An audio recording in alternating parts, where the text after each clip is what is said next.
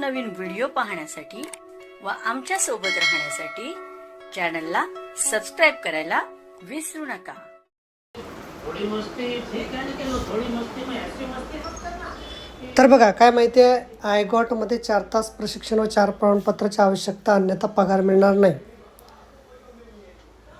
आयगॉट या ॲप्समध्ये राज्य अधिकारी कर्मचाऱ्यांना 4 तासाचे प्रशिक्षण अनिवार्य करण्यात आले आहे। जर प्रशिक्षण पूर्ण न केल्यास अशा कर्मचाऱ्यांचा पगार राखून ठेवला जाणार आहे। याकरता अंतिम मुदत ही 8 एप्रिल 2026 अशी होती। ज्यांचे प्रशिक्षण अद्याप बाकी आहेत अशांना सदर ॲप्सवर प्रशिक्षण करण्यास मुदतवाढ दिली आहे। ही मुदतवाढ अनौपचारिक स्वरूपाची आहे।